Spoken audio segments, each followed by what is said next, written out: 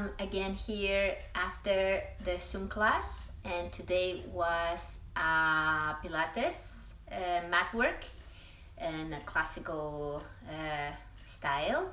And there is one exercise that you in general struggle the most, and this could be the swan or swan dive. So we have swan dive is the original one, but you can do it in a different way depending of your ability, and that ability is to, as any in other exercise in Pilates, to have the whole body commitment, two-way stretching, and in this case is in the spine extension way.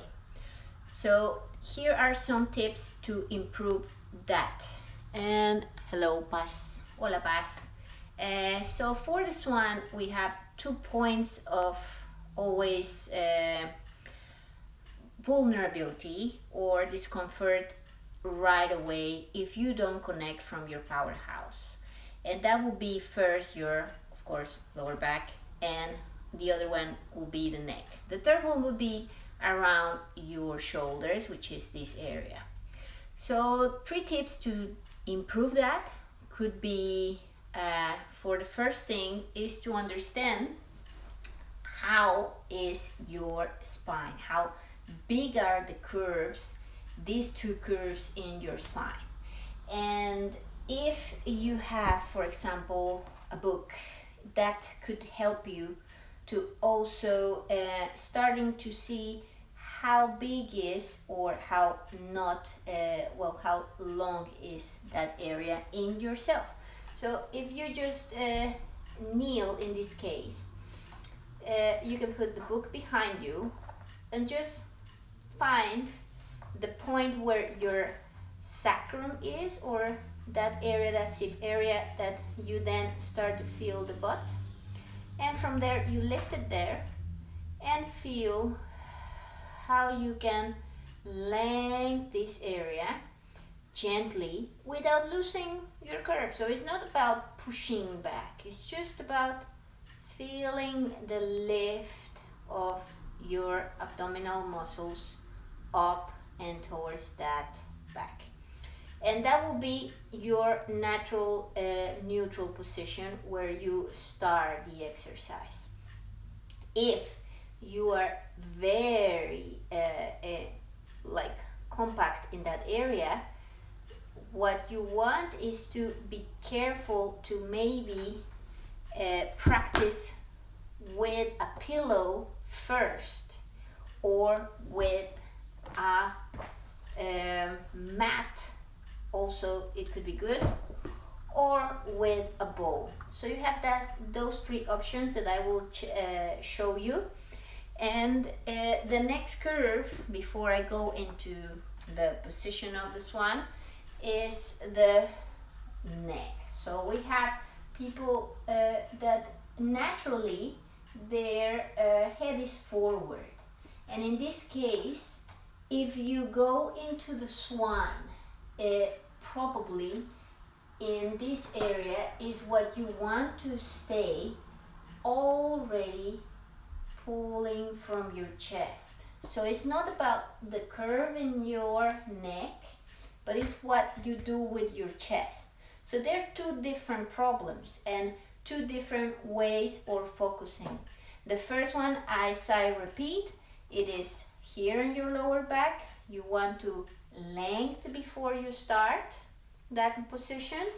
And in the neck, you can put your book again and feel, okay, I don't feel naturally if I just put my book behind and I have to do this, then probably your strategy to start the swan will be with one support in the upper ribs. I will show you that in right now. So I see some people there saying hello. I'm just, as a recap, starting a post-Zoom tip, and this is about the class that we had today, that is a Pilates mat, and we are gonna check ways to improve the swan. So the swan is pretty much connecting from heels, legs together. That will be the best connection for synergy from the powerhouse. And the best way to beginning is actually not using your arms. So if you see me in there, I will try to just keep myself with my arms crossing in my hips and feeling that I have to remain with my back muscles lifted. So I have to pull my belly button in, and from there you begin with the strength that you need in the whole spine as a length and long, okay? So from there, if you feel engage this area more than this area, you are already in a win-win, okay? What you don't want is to feel this, that you're pressing towards the floor, and that's why you're lifting.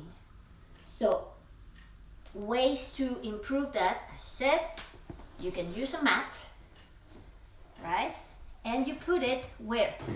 On your hip bones, that hip crest, that's what you put it. Your legs are together, and you will just hug that mat.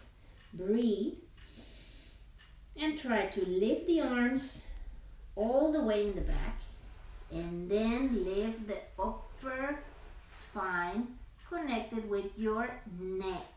So it's not about looking up, it's about lifting back and forward. So that is the first. Engage with your powerhouse and feel how this is making you work on your core and on other areas on your spine, not in this one.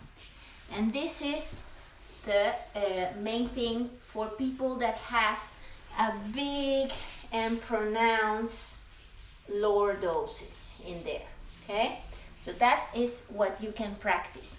You can do just the quality reps that you need, and it's about consciousness. So this is always the point of having someone to guide you. Is different than just an instructor.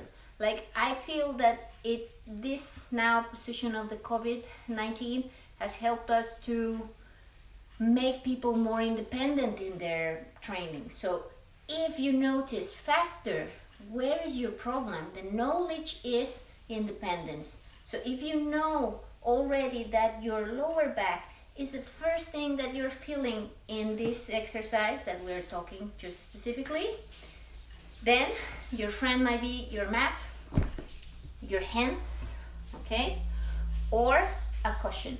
That's another area. And you just focus, and I repeat again, we're just there, pulling, and you connect without anything but your upper body, okay? You're pushing your feet strongly so you don't go and feel the tension in above, okay? Now, talking about the people that struggle more in the upper body. Maybe this one is already connected, is good. Then you will improve your, let's say, sometimes it's all about placement, and sometimes it's really weakness in muscles. So placement is another important part that in the Swan and pretty much in other push-up exercises get you in a very obstructed or tense position. And what you can do first is assess yourself how your arms fall besides you. So are they straight like mine, or are they a bit open and in a different angle? A lot of people has this kind of positions naturally, and that means that if you do a swan here, you're gonna start already protracted, and with this in contraction. And that is not the ideal in this exercise, at least, okay? I don't say that it's wrong, it's just not the ideal. So what you want is to first see if you're able to flex with your open chest and with your neutral spine. You see, naturally.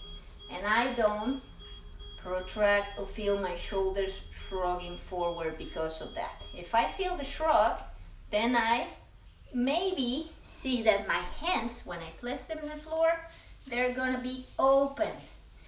And that's where your swan will be more comfortable. For those people that don't get enough space, always you can go and switch the position of your arm. It's all about a V, okay? We're not living in a line life. It's more about a wider, a V. That's why we are in the Pilates V position a long time. All our structures are more in place in three-dimensional ways. So let's do the exercise for finishing this. So the swan for people with the neck or with the shoulders, I recommend to put maybe a foam roller, maybe a ball, or as I did with the mat. So in there, you put it exactly below or in the sternum. That's where you go. You should be able to breathe. And you see, the arms are secondary. It's not important in this exercise actually. Your arms are just the secondary part of it. Now, you want to feel the core. Put your hands and really go up and try to wiggle your head. See if you're not looking at the ball, but you're looking a bit away. You want a full curve. So if you push again your lower back down, then your head will come up. But you don't want that. You want a bit in the middle where your core is connected, where I can still see beyond, but where your elbows pull back. And that's the real work in the core of the exercise. So you will go, relax everything, deep breath, and as you exhale, pull from your belly button. Your hands are to reminding you that you don't push down. You pull, lift, elbows back, remain, and down. So you will start to balance the three areas when you move. That is more about the synchrony of the movement. So you lift and you lower. And that will be your second position to work on the swan. If you pull strongly from your feet, you will feel the lift. You feel that you're not relying on your arms too much.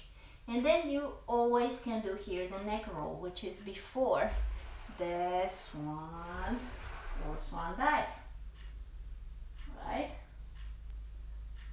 And if you feel more in control, you got that synchrony that is not the neck first or the chest first, is everything from the belly button up. Then you can detach your props and you can start the tiny swan dive. So the tiny swan dive is all about getting yourself one piece, like the rolling like a ball. The aim is to move everything with you. So it's not about pull. The big one is because you're connected from your feet to your head. If you don't feel that you have that in one piece, then you just start pushing your feet down, lifting the upper body, and then the opposite, lifting the feet, lower the torso. If you place your hands up, that will help you to expand the chest more. Okay, And this is not about a lot of reps, by the way. We always do not more than maybe 5.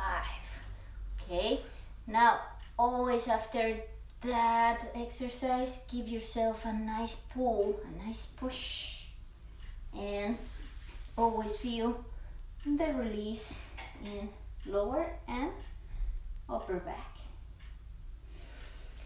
And that was it. So I hope these tips helps, and we will see you tomorrow with another post Zoom.